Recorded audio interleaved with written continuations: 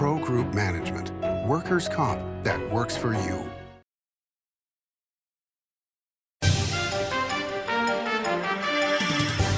Welcome to Nevada Newsmakers. On the broadcast today, we're joined by Laura Newman. She's the author of The Darling of the Black Rock Desert. Here for the whole show on an all-new Nevada Newsmakers. When in Carson City, Nevada Newsmakers records in the conference room of the Nevada Builders Alliance. Coverage of the 2025 legislative session is brought to you by Pro Group Management, workers' comp that works for you. NV Energy, proudly serving Nevada, providing electricity to 2.4 million electric customers. The Retail Association of Nevada, looking out for business. And by Story County, helping build Nevada's future. The trucking industry is the most resilient link in the supply chain, moving 95% of our freight in the Silver State. And while essential, the road isn't always smooth. Supply chain disruptions, rising fuel costs, and unrealistic rules and laws that hamper our ability to serve our customers and country. Our prosperity and every sector of the economy, manufacturing, mining, medicine, and food from farm to table, is tied to trucks. There's nothing without trucking. The Nevada Builders Alliance has been protecting the interests of the construction industry for over 50 years. Our programs save members thousands of dollars every year and allow them to provide much-needed benefits to their employees. Our industry also allows Nevada to grow. If you're thinking about a career in the construction industry, reach out. And if you haven't thought of a career in construction, what are you waiting for? We are the Nevada Builders Alliance. Meet Nevada Health Link, Nevada's official health insurance marketplace. Your link to savings, selection, free assistance, and name brand health insurance, where 90% of enrollees lower the cost of their monthly premium. Everyone deserves access to quality health coverage, no matter your income or family size. Visit NevadaHealthLink.com. A few minutes could save you hundreds of dollars per month. Nevada Health Link. Our plans are made for your plans. This is Nevada Newsmakers with host Sam Shad on No Holds Barred Political Forum. Now, from the Nevada Newsmakers broadcast headquarters, here is Sam Shad. And back on Nevada Newsmakers, coming to you from Carson City at the home of the Nevada Builders Alliance. It is a pleasure to welcome back to the program Laura Newman, who, and I'm quoting here, Laura Newman is an acclaimed author based in Reno, Nevada, recognized for her insightful and often humorous explorations of life in the American West. Her latest work, The Darling of the Black Rock Desert, 3 novellas set in the West, was published by Delphinium Books this past March in 2025. That sounds so nice. Isn't that cool? I'm not sure who wrote that, but I like it. I didn't write it, but I got it, and it's pretty cool. Welcome back to the program. This is your 3rd book. It is. So you spent your career, professional career, in the advertising world, but your dream was to be an author. And just getting the first book published was so cool. And we've been friends for 30 plus years, so we should point that out. You're now to book 3. What's the difference between book 1 and book 3? Oh, there is a big difference. Book 1 was with a great little local publisher. It wasn't self-published, it was traditionally published, but they didn't have the tools to distribute whatsoever. And so that book was, well, our joke was I spent more on the dress that I bought for the book signing than I made on that book because it was in Sundance Books and that was it and online. So there was no ability to have any kind of distribution or push on it or PR on it at all. So when I left my advertising job, the goal was to write a new book and to get an agent because you can't talk to the real publishers without an agent. They just don't have time to look at every single manuscript that would come in. So they have their relationships with the agents. We know how that works. And so I spent my time writing 75 agents, and 3 of them wrote me back, and 1 of them sent a contract. And she had a contract with Delphinium 4 months later. So it shows you the value of an agent that works in that business. So then the difference was I had an editor that helped me with the work. I had an artist that did the covers. I had a PR firm that pushed it, and I had HarperCollins that distributed it. And that distribution was everything. As you know, I travel, Dave and I travel a bit, and we always go to the library to see if our books are there. And perhaps my favorite one is we were in Ketchikan, Alaska, and we walked into the library. They did not have the book, but they said it was in Fairbanks and they could order it for us, and we took that for the win. I think that's very cool. Yeah, so distribution is a big difference. One of the things that has really inspired your writing is the fact that you are not just a traveler, but literally a world traveler. You just came back from Japan. I did, yeah. I've been following the journey on Facebook, and it has been an extraordinary trip. How long was it, and what did you learn from that trip? Not only about Japan, not only about your fellow travelers, because you were hiking all over the place, but about yourself and what you might use perhaps for a future book. Boy, that was a lot of questions right there. there. I think there were 4 in there. Yeah. The last one I'll answer first. I never know what I'm going to use for a future book. I don't write when I'm traveling. I take pictures, and those pictures are my diary, and I can go back. And almost all of my stories start with location. So if a location sears itself into me, then it is likely to become a location, a story, and I will build it around that. And there was one such place in Japan that kind of did that for me, so I will probably revisit that. What I learned about the Japanese people that I had known before, because I had been there before, but not hiking, so this is a slower trip, is the inherent kindness that it seems to be built into their culture, that people will, and I'm a foreigner, and so I think I maybe just would represent money, that I'm going to spend money.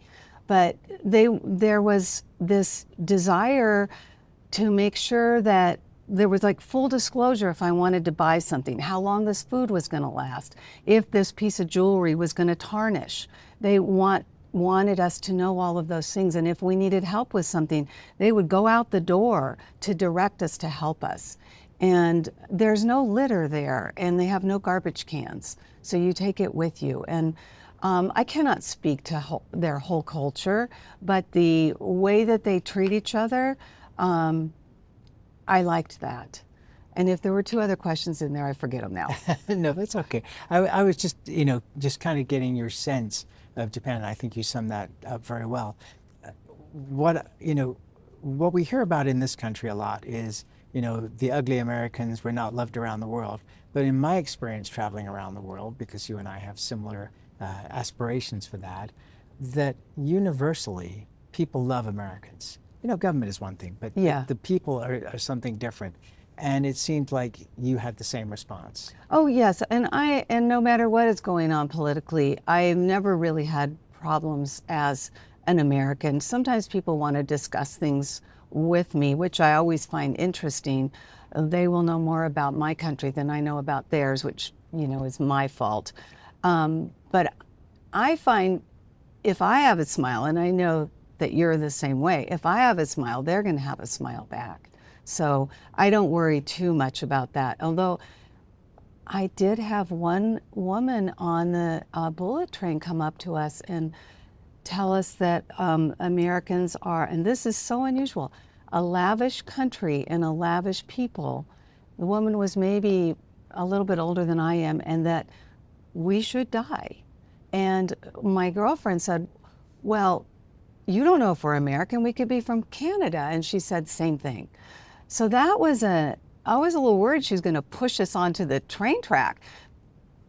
Worldwide, that was an unusual phenomena, but that did happen in this very kind country. Oh, that's very bizarre. That was very, very bizarre. And I mean, really, I literally stepped away from the edge. So she had something, I don't know what. Does it drive you crazy that you go to Europe, you go to Japan, you ride these incredible bullet trains that are going 200 miles an hour plus, and you come back to America and you're lucky to get a train that shows up on time? It does drive me crazy. That is something that I wish, I think we missed we missed the boat on doing trains a long time ago, and I wish that we would do that. Yeah. Well, fingers crossed that Brightline West, which will be from Las Vegas to LA, that's a big help. It's going help. to be a huge success because they're commercially successful in Florida, and so my fingers are crossed that this is going to be a great project. It will be a great project. All right, let's take a break. We'll come back more with Laura Newman after this timeout. Pro Group Management offers workers' comp services to a growing number of industries. As businesses grow and change with the times, the need for a solid workers' comp program must be flexible and up to date. The evolving nature of regulations can make staying ahead of complex tasks challenging. But Pro Group Management simplifies the work so your industry can move forward and succeed. Pro Group Management, workers' comp that works for you. A power line is more than a power line. It's maintaining the bottom line for small businesses. It's keeping the assembly line moving for our workforce. For our brightest minds, it's meeting a deadline. It's on the front line with our heroes. And on the sidelines of the biggest games. It's a direct line to our loved ones. And it's a lifeline for the most vulnerable. There's a lot on the line. Like a traditional handmade basket, retail is woven into the fabric of life in Nevada. From big box to mom and pop, retail supports our communities in countless ways. Jobs for the disabled, team uniforms for kids, help for the elderly, and so much more. Retail employs over 1 in 10 workers. Retail supports Nevada, and we support retail. RANNV.org. Carson Valley Inn, it's your place for the good times. Carson Valley Inn.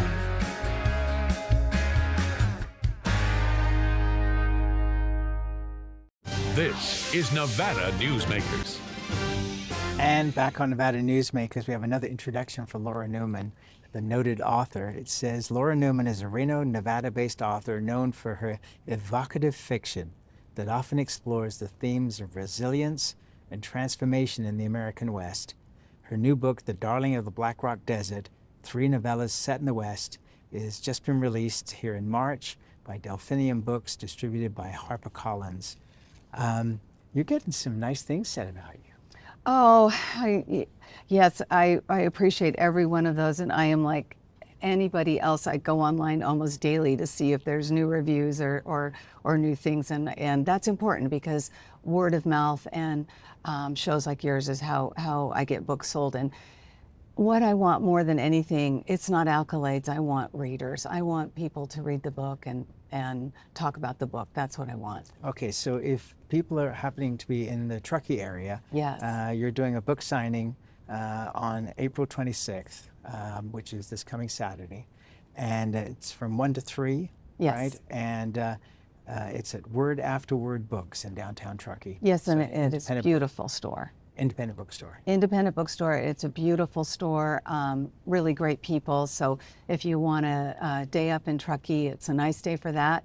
And if that's too far to go, on May 3rd, also from 1 to 3, which is just a week later, I'll be here and I'll be in Reno at Barnes & Noble. So 2 opportunities for a book signing. Okay, and also if people just want to buy it on Amazon, it's available. That's where I bought it. It's available on any online book selling site that you go to. Okay, so I'm reading the book, starting out, and suddenly realize that this very sweet person that I've known forever, suddenly it's like, wow, this language is not PC. No, no. Where does that come from? I think it's in my dirty little heart, I guess. You know, I get back to like, Stephen King's probably a pretty nice guy. He's probably not, you know, and people who write murder mysteries don't actually murder people.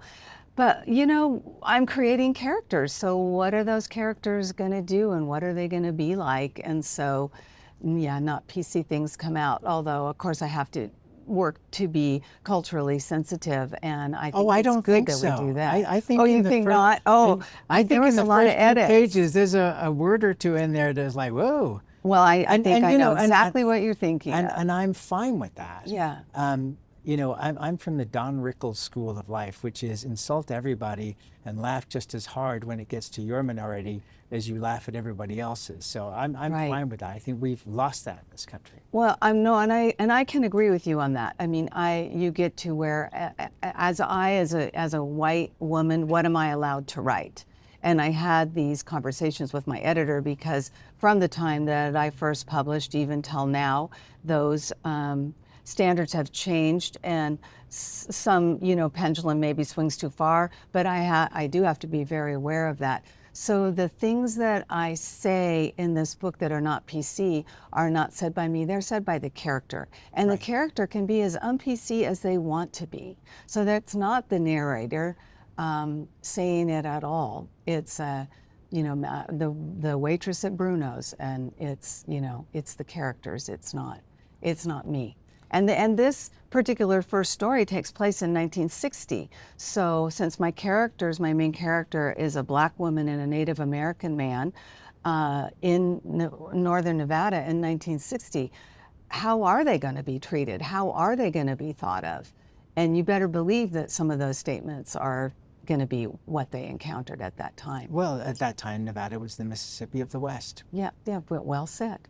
I'll use that. Oh, well, it's actually a famous saying that I have stolen. But yeah, no, so now I'm curious. So without obviously being too specific, because we are on the public airwaves, but where did you get pushback where they said, no, that's going too far? To start with, this book started out with a lot of black characters in it. And my editor said, I think it would be better if you went back through and changed most of your characters to not be black, just to play it safe. And so I did that. And so I have one main character. I couldn't, and her parents, I couldn't change that because part of what she encounters is, and also her husband, the Native American, are because of their race. So I couldn't, take it all away, but he did want me to not have that be an entirety. And, that was probably good advice because it's not the life that I lived, and you still have to pull. I believe in the human condition, but it was probably good advice. And so in the other stories, I think in the rest of the stories, everyone is white, but then in this third story, I kind of delve into religion, and that's a whole nother ball of wax because I wasn't particularly kind to every religion. So, but again, it was a character, not me. So have you gotten any pushback? Not yet. The book's only been out for a couple of weeks. I did on my last book. I got a little pushback. In what way? I said that a young person, a Hispanic person, a Mexican person, the story took place in Mexico, had churro-colored skin, which I thought was beautiful. Like, that's that beautiful brown with the cinnamon sugar on it. I like to have skin that color.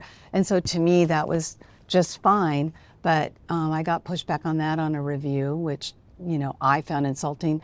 And then at one point, I described a First Communion, which the Catholic League picked up, and this was in the News and Review in Reno, and they called for a boycott on the News and Review and its advertisers because of what I wrote about Catholics and a First Communion, and that was simply a very beautiful memory of my own First Communion. So when I write something, I let it go. It's up to you, the reader, to say what this book is about ultimately. It's not really up to me, it's really up to the reader.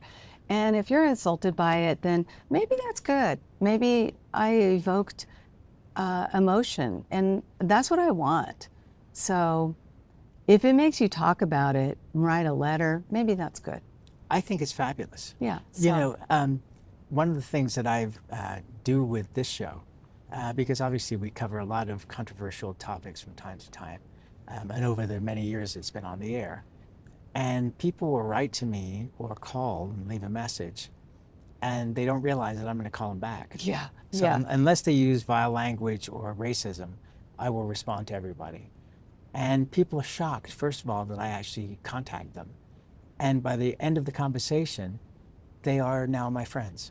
Right, right. Because they're just expressing a feeling that they don't think anybody's going to hear. Right. They don't anticipate that it's ever going to get back to you or me. And I think it's great fun, and I have some great relationships based on that. Yeah, and I would love to talk to anybody. I did with this book because I also had a story. I had stories with Black characters, and I had a Black woman in the audience at a reading once, and it kind of horrified me because I thought, oh my goodness, you know. And she came up to me afterwards and complimented me and how well I did. If you're a writer, you should be able to write anybody's point of view. If you're writing fiction, it's just a human condition. So, yeah, it's probably better if you walked a mile in those shoes, but if you're creative, you should be able to research and put yourself there. I think we are creating way too many boxes for artistic endeavors, and I think that the majority of people are smart enough to pick and choose what they wish to read, see, hear, and if they don't like something, they don't have to listen to it or read it. Right, They don't have to buy your book. But if Right. they're curious and they would like to know more, then this is a great opportunity to perhaps expand their mind. And I am never trying to be insulting or culturally insensitive. I mean, I went through the book probably 5 times specifically for that. So that's never my goal.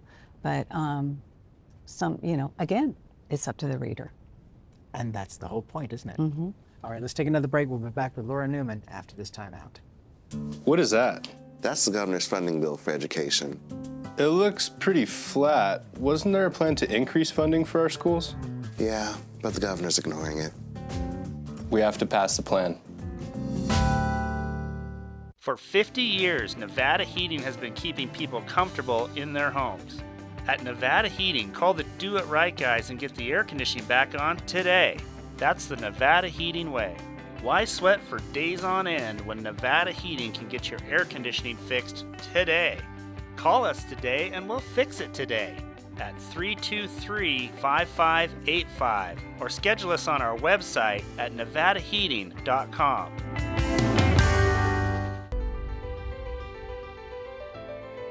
Welcome to Story County, where history meets innovation, and a pioneering spirit continues to shape our future. At the heart of the Tahoe Reno Industrial Center, we power the future with global leaders in technology and manufacturing, driving progress that reaches far beyond our county lines. From advanced manufacturing to tech innovation, our industries are creating thousands of quality careers, fueling a vibrant economy that benefits every Nevadan. But it's more than just growth. Our community is our foundation, supporting families, empowering local initiatives, and creating a place where everyone belongs. Be part of a legacy built on bold ideas and boundless possibilities. Join us in building a brighter future right here in Story County. Story County, helping build Nevada's future.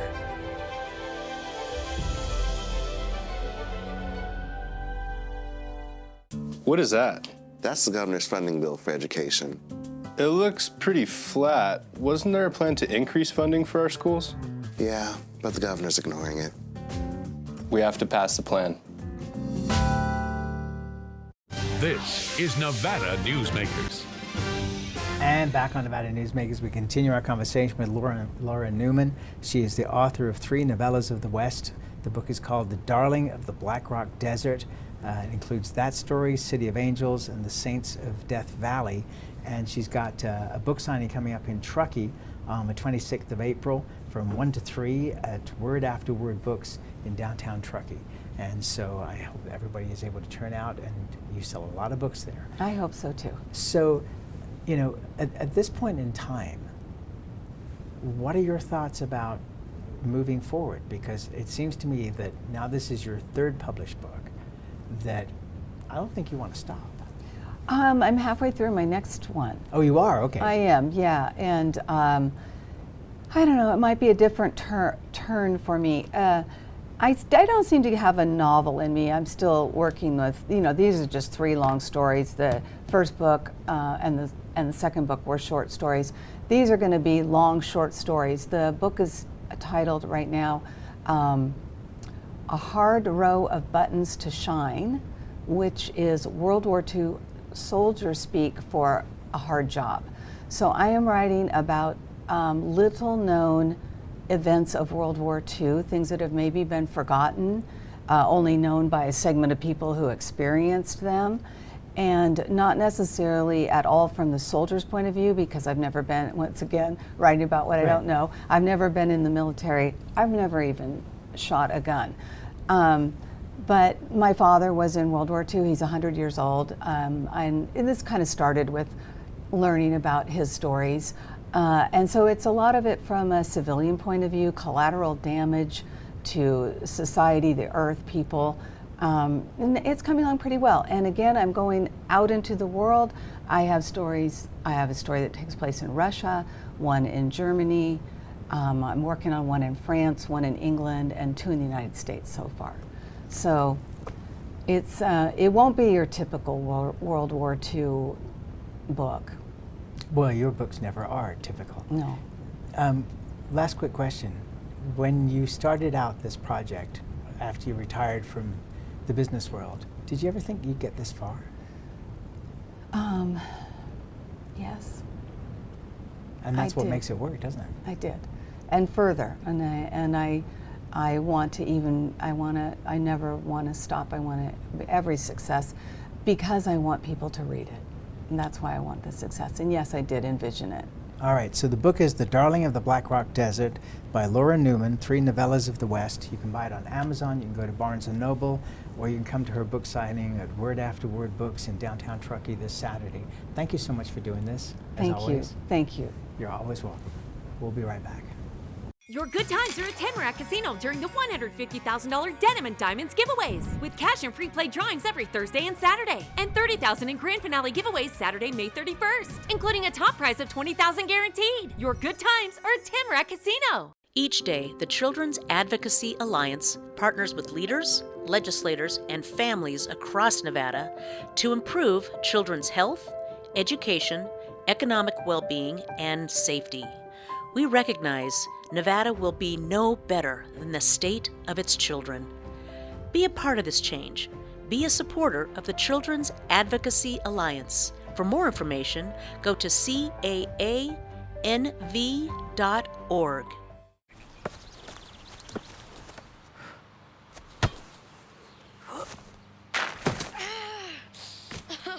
Mom! It happens. And when it does, there's UMC Quick Care. When in Carson City, Nevada Newsmakers records in the conference room of the Nevada Builders Alliance. Coverage of the 2025 legislative session is brought to you by Pro Group Management, workers' comp that works for you. NV Energy, proudly serving Nevada, providing electricity to 2.4 million electric customers. The Retail Association of Nevada, looking out for business. And by Story County, helping build Nevada's future. Thanks for watching Nevada Newsmakers, come to you from Carson City, from the headquarters of the Nevada Builders Alliance. We'll see you on the next broadcast. Thanks for watching.